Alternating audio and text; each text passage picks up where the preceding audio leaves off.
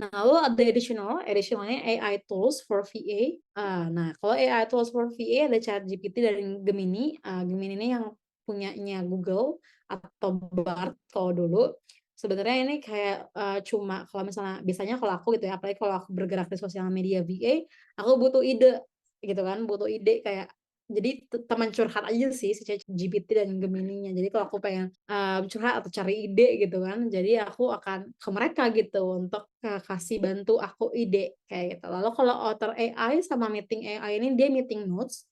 Kalau Otter AI ini, dia sama-sama sih sebenarnya get transcript, tapi kalau yang Meeting AI ini karena dia, software dari orang Indonesia, maka dia bisa transkrip, bahasa Indonesia. Jadi kalau misalnya tadinya ada yang pakai Meeting AI masuk ke Zoom ini, dia akan transkrip karena dia tahu bahasa Indonesia.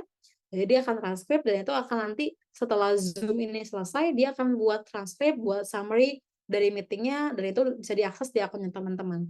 Lalu kalau Otter AI dia nggak bisa bahasa Indonesia, jadi dia bisa bahasa Inggris dan bahasa-bahasa lainnya, cuma nggak bisa bahasa Indonesia. Kalau misalnya teman-teman meeting-nya pakai bahasa Indonesia, boleh pakai Meeting AI. Kalau misalnya teman-teman mungkin meeting sama orang luar negeri, boleh pakai Otter AI biar lebih memudahkan. Kenapa pakai meeting notes? Yang satu mungkin teman-teman kalau misalnya mungkin dia klien aku Australia gitu ya, terus dia aksennya Australia kan wow banget gitu ya. Jadi, kadang-kadang kalau pertama kali tuh aku pakai meeting notes karena mereka cepet banget ngomongnya dan aksennya aku kurang ngeh di awal gitu kan. Jadi aku pakai meeting notes biar nggak meeting minutes ini. Tapi kalau Otter AI sama meeting AI kalau untuk yang free, dia biasanya free untuk 1 jam video gitu.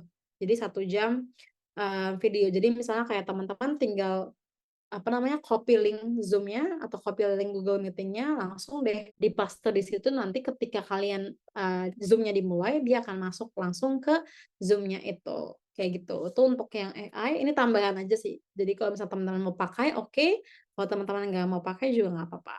Oke, that's all. Untuk hari ini kalau misalnya ada pertanyaan boleh ditanyakan langsung, aku kembalikan ke Kak Fatiu. Oke, wow, menarik banget ya pembahasan dari Kak Ingrid, di mana mengenai tools for virtual assistance. Kita juga belajar bagaimana mempergunakan virtual assistant untuk meningkatkan profesionalitas, terutama untuk menunjang karir teman-teman. Bisa banget nih, misal kayak menggunakan communication tools, password manager, time tracking, project manager, ataupun payment processor gitu. Oke teman-teman, selanjutnya kita akan masuk ke sesi Q&A. Untuk teman-teman yang ingin bertanya silahkan, menggunakan fitur Raise Hand atau menuliskan pertanyaannya pada kolom chat Zoom. Dan bagi teman-teman yang menggunakan fitur Raise Hand, jika ditunjuk, silakan menyalakan kamera dan mikrofonnya untuk menyampaikan pertanyaannya. Oke Kak, mungkin ini ada pertanyaan di kolom chat Zoom dari Kak Meta Dwi Utami. Aku izin membacakan pertanyaannya Kak. Kak, kalau kliennya beda time zone sama kita, berarti setting time zone-nya disesuaikan dengan time zone si klien atau dari si kitanya gitu? Oke, itu tergantung tergantung kamu, setup meeting-nya dari akun siapa, dari akun klien kamu atau dari akun kamu. Kalau misalnya dari akun klien kamu, berarti itu setting time zone-nya sebenarnya udah setting time zone-nya dia, kalau pakai akunnya dia. Tapi kalau pakai akun kamu, kamu setting time zone-nya pakai time zone kamu aja. Nanti kalau misalnya kamu invite kalender ke dia, itu udah otomatis time zone-nya akan menyesuaikan time zone-nya dia. Jadi itu, kalau misalnya pakai 2 itu ya, jadi kalau misalnya pakai klien time zone, kalau misalnya pakai akun kamu, berarti pakai time zone-nya kamu aja, kayak gitu. Oke, buat buat teman-teman yang lain mungkin langsung aja kalau mau bertanya langsung di raise hand atau lewat kolom chat Zoom juga nggak apa-apa gitu. Kita buat, sesi Q&A ini seinteraktif mungkin. Atau kebanyakan tools ya, pada bingung. Iya, Pada overwhelm mungkin, kebanyakan tools. Atau ada ada ya. yang mungkin, mau diulang penjelasan aku tentang tools-nya atau mau tanya tentang spesifik tools, boleh banget. Oke Kak, ini ada pertanyaan nih dari Kak Gibran. Eee, aku izin membacakan pertanyaannya, apa yang menjadi apa faktor yang perlu dipertimbangkan saat memilih tools untuk, mendukung peran seorang virtual assistant?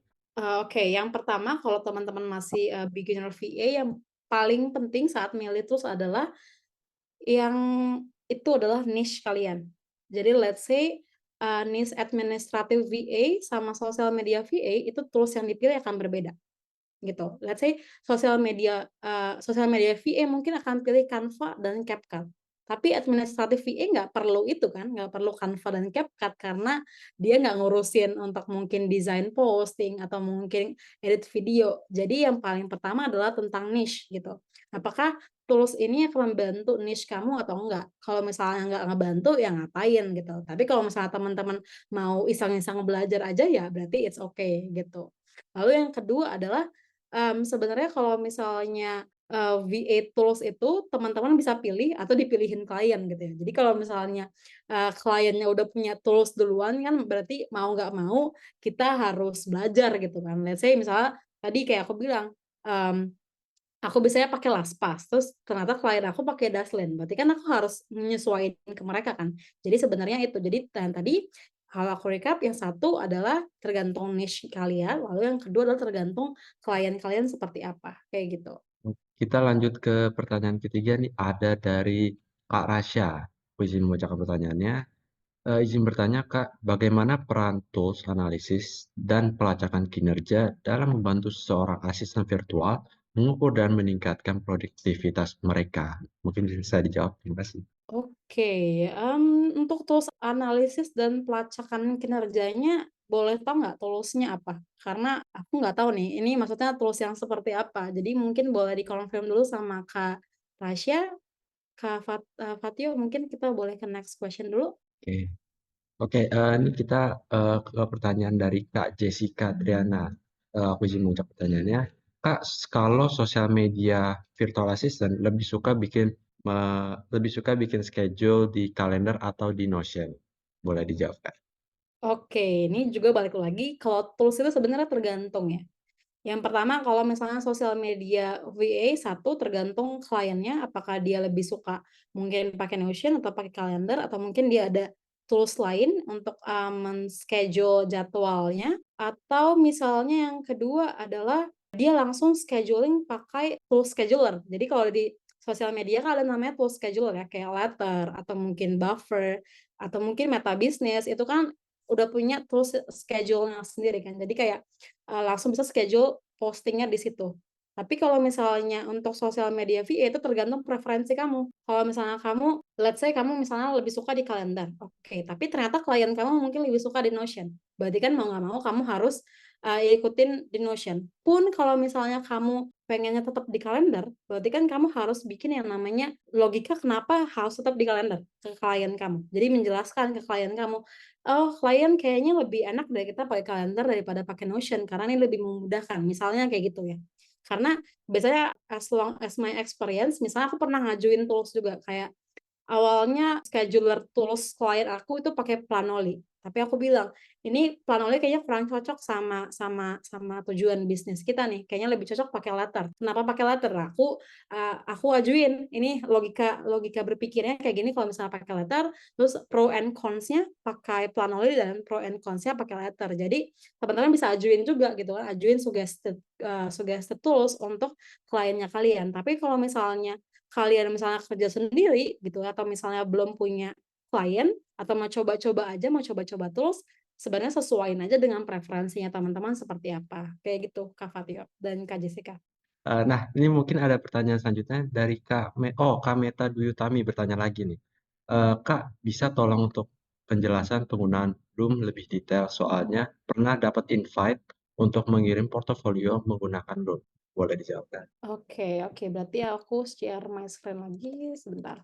Oke, berarti kalau misalnya share portofolio, let's say ini ya, ini aja gitu ya kita jadiin.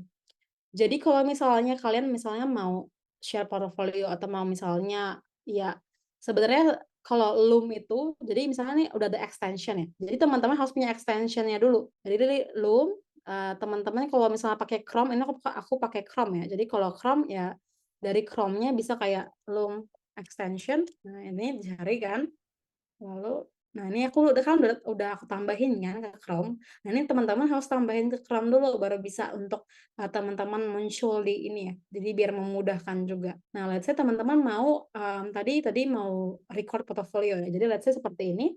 Nah, terus kita tinggal klik aja gitu kan si icon loom-nya, kan muncul nih yang kayak window, no camera, default. Nah, kalau misalnya teman-teman mau presentasi kan, berarti kalau portofolio butuh yang namanya presentasi dong, gitu kan. Ya teman-teman misalnya klik window, ini karena aku udah share screen gitu ya, jadi bisa gitu kan, bisa pakai, udah kelihatan gitu, tab, terus ya udah start recording aja. Kita stay start recording, nah ini udah langsung bisa gitu kan. Jadi kalau aku pas ngomong gitu kan, nah di sini udah muncul gitu kan, tinggal teman-teman scroll, teman-teman jelasin, misalnya let's say ini portofolio aku ya, jadi kayak, "Hai klien, nama aku ini portofolio aku, terus gimana ini," jelasin lah project portofolionya kayak gimana, kayak gitu kan. Terus kalau misalnya teman-teman mau mau stop gitu kan, tadi loom, misalnya start recording. Oke, terus ini tunggu ya. Jadi kalau misalnya teman-teman mau pause dulu gitu kan, teman-teman mungkin mau tarik nafas atau ada yang lupa gitu kan, ini bisa di-pause dulu, terus kalau misalnya mau lanjut ya tinggal dilanjut lagi.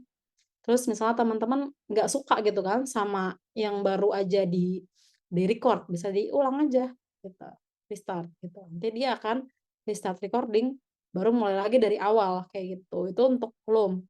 Atau misalnya langsung kayak mau di-delete gitu atau di-cancel, bisa langsung di-cancel juga. Jadi kalau cancel dia otomatis ketutup, tapi kalau tadi yang redo gitu, itu tetap kebuka loom-nya. Itu untuk loom. Kira-kira gitu aja sih kalau untuk loom. Jadi kalau misalnya Kakak disuruh bikin portofolio, jelasin portofolio, ya berarti si kliennya pengen lihat portofolio Kakak pakai loom biar nggak makan waktu aja sih sebenarnya untuk meeting dan segala macamnya, kayak gitu. Itu, semoga menjawab ya. Oke, kita lanjut ke pertanyaan berikutnya, ada dari Nadif Audrey Zadriansyah. Izin bertanya Kak, untuk bisnis online shop, tools apa yang bisa membantu selain tools yang tadi Kakak sudah jelaskan di materi sebelumnya? Bisnis online shop-nya apa dulu tuh, Kak Nadif? Boleh tahu nggak? Karena tergantung ya, beda-beda produk ya, bisa beda ini juga, bisa beda, tools. Dan ini maksudnya Kak Nadif bekerja sebagai VA yang dia punya e-commerce atau Kak Nadif adalah pemilik e-commerce-nya gitu? Itu beda juga gitu kan, bisa jadi beda kayak gitu. Oh, pemilik e-commerce-nya Kak katanya. Oke, kalau pemilik e-commerce berarti berarti pakai Shopee, Tokopedia kayak gitu ya, Kak Nadif ya? Atau pakai tools lain kayak Shopify? Kalau bisnis online tools tergantung apa yang mau dikerjain. Let's say Kak Nadif jualan jualan baju gitu ya, jualan baju kan butuh yang namanya production calendar gitu kan, untuk kalender produksinya. Nah, itu bisa pakai Google Sheet gitu kan, Google Sheet itu kan udah sekalian sama Google Workspace gitu kan. Atau misalnya kalau Kak Nadif mau pakai Trello, kayak tadi itu juga bisa. Jadi sebenarnya tergantung apa yang mau dibuat gitu. Kalau misalnya mau bikin production calendar bisa pakai Google Docs, kalau misalnya mau pakai kayak buat nulis ide untuk nama nama mungkin nama produk, itu bisa di Google Docs. Sebenarnya Google Workspace udah sangat cukup sih Kak untuk bisnis online shop, tapi balik lagi tergantung apa yang mau Kakak butuhin, kayak gitu. Aku mau izin bertanya nih dari diri aku sendiri. Kan kita nih udah di era ini ya, era revolusi industri 4.0, terus kalau nggak salah Society 5.0 kalau nggak salah. Nah, peran virtual assistant itu seberapa penting sih dalam perkembangan zaman saat ini?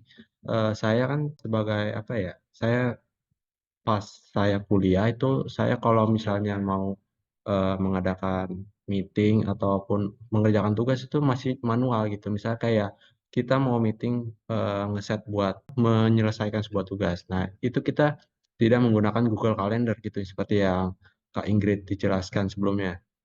Nah, tapi, kita langsung buat, link Google Meet itu secara langsung gitu. Nah, menurut Kak Ingrid itu seberapa penting sih penggunaan virtual assistant di zaman sekarang ini gitu? Penggunaan tools-nya atau penggunaan VA sebagai orang? Penggunaan VA-nya? Berarti orangnya ya, Iya, VA-nya ya. iya. Itu kalau boleh aku bilang sebenarnya VA itu sangat penting kalau sekarang. Kenapa? Karena kita kan eranya digital dan kenapa orang hire VA, yang pertama sebenarnya, low cost. Jadi orang luar negeri mau hire VA misalnya dari Asia Tenggara, itu karena kursnya kan beda sama kita gitu. Aku pernah punya orang Kanada, orang US, orang Australia sebagai klien aku ya karena ya dia merasa bahwa kayak orang Indonesia, orang Filipina itu harganya kan lebih murah gitu ya. Jadi misalnya let's say di sana, pay minimum rate-nya adalah $20 gitu. Terus di sini mungkin cuma $5 gitu, kalau misalnya masih beginner gitu kan. Itu kan low cost banget gitu. Sedangkan hasil yang kita kerjakan, itu sama gitu, dengan yang mereka kerjain di US sana gitu kan. Jadi mereka lebih banyak gitu yang misalnya mereka pakai, orang Asia Tenggara atau mungkin orang Indonesia. Kalau misalnya teman-teman tinggal di Bali atau misalnya pernah ke Bali, itu teman-teman akan banyak banget lihat digital remote, digital nomad gitu kan dari berbagai negara yang ke Bali, ya karena mereka bisa kerja dari mana aja gitu kan. Virtual assistant kan nggak butuh ruang dan waktu, nggak butuh ruang gitu kan, kayak misalnya ke office, teman-teman jadi si klien sebenarnya cuma bayar pay rate-nya aja gitu, mungkin per hour atau mungkin fixed price, nggak perlu sewa kantor gitu kan. Kayak remote skills academy aja kita nggak punya misalnya, kita punya kantor di Livit, di Bali cuma ya itu karena itu Livit itu mother company kita gitu kan, kita remote skills academy nggak punya yang ajak banget gitu kan. Kayak misalnya aku di-hire sama orang Melbourne gitu kan, itu aku nggak punya kantor kan sama dia dan dia low cost banget jadinya kan, tapi pekerjaan aku itu kan hasilnya sama dengan yang dikerjakan sama orang Australia misalnya atau mungkin orang US dan dia pasti jadi low cost banget ya, mungkin tadinya mungkin dia habisin let's say $1.000 atau 1.500 sebulan, tapi ketika dia hire VA dia $500 doang gitu. Dan sebenarnya VA ini udah lama, udah dari lama, tapi baru hype-nya di Indonesia baru mungkin, setelah pandemi hit gitu ya, setelah pandemi ada aja gitu. Sebenarnya mah udah dari lama, udah dari dulu banget, cuma ya baru terkenalnya sekarang-sekarang aja, kayak gitu sih. Sangat penting sih, jadi kalau misalnya teman-teman mau dan kita nggak pernah kekurangan klien sebenarnya ya, sebagai VA. Yang penting teman-teman mau cari aja kliennya dan mau kelihatan gitu. Jadi kalau misalnya teman-teman nggak personal branding atau mungkin nggak aktif apply apply apply kerjaan, gimana klien tahu kalian eksis gitu, gimana sih klien tahu kalian seorang VA kalau kalian nggak eksis. Jadi ya teman-teman harus eksis dulu gitu kan di dunia per-VA-an gitu, biar klien tahu, kayak gitu. Oke, terima kasih Kak buat jawabannya. Mungkin kita lanjut Kak, mungkin aku mau nanya satu lagi. Yes, boleh. Oke, Kak Ingrid tahu ini nggak, apa namanya, software namanya AnyDesk? Anydas, aku kayaknya baru Iya, denger nih. soalnya, saya, apa ya, saya belum pernah pakai sih, tapi saya pernah dengar itu kan, software jadi kayak semacam buat penghubung ke komputer lain gitu. Tapi kita misalnya kita mempunyai, komputer gitu di kantor, sedangkan kita di rumah. Jadi kita tuh menggunakan AnyDesk sebagai semacam virtual assistant gitu buat ngebantu ngekonekin laptop yang di rumah ini ke komputer yang di kantor gitu. Kalau apa, Oke. Kak Ingrid ini udah pernah make belum? Oh, aku belum pernah pakai. Baru dengar Oh belum malah pernah? Anydesk ini. Oh, Iya, aku belum pernah pakai. oke, itu aja sih aku Soalnya aku nanyanya. selalu bawa laptop aku ke mana-mana. Nggak pernah aku tinggal laptop ya. Oke, sebelum mengakhiri sesi pada hari ini mungkin aku mau nih meminta closing statement dari Kak Ingrid, silakan. Oke, mungkin closing statement-nya adalah, tadi aku udah nunjukin banyak tools, mungkin terlalu banyak juga gitu ya, jadi banyak banyak tools yang kita pelajarin hari ini, semoga dapat recording-nya ya mereka ya? Nanti ya? Iya, nanti, Oke. peserta akan mendapatkan info. Got it. Kalau misalnya nanti teman-teman punya waktu, berhubung besok weekend, bisa diulangin lagi untuk materinya, dan nggak usah khawatir, nggak usah tegang gitu ya, kok banyak banget gitu ya tools-nya yang harus dipelajarin. Ya gitu ya, memang, sebagai seorang VA kita cuma punya selalu punya mindset untuk learning learning dan learning gitu kan, growth mindset. Jadi, karena kita VA bekerja secara digital, maka kita harus selalu upgrade diri ya, dalam tools digital dan aku juga sebagai walaupun aku udah 2 tahun sebagai VA, ya nggak pernah berhenti belajar untuk tools-nya gitu. Karena mungkin aku diem sekarang kayak tadi, aku ditanyain NNBS aku baru tahu gitu kan. Jadi selalu ada tools baru gitu dan mungkin nggak bisa semua kita pelajarin dan it's okay. Jadi pelajarin yang paling, esensial buat teman-teman yang mungkin sehubungan dengan niche-nya teman-teman, atau mungkin tools yang teman-teman suka itu buat teman-teman pelajarin. Jadi nggak perlu semuanya karena tools ada ribuan mungkin ya, atau mungkin ratusan ribu. Jadi nggak usah dipelajarin semua, tapi yang tergantung dengan niche dan tergantung mungkin kalau teman-teman suka belajar toolsnya boleh dipelajarin, kayak gitu. That's my closing statement. Back to you, Kak Fatir. Oke, terima kasih Kak Ingrid atas closing statement-nya.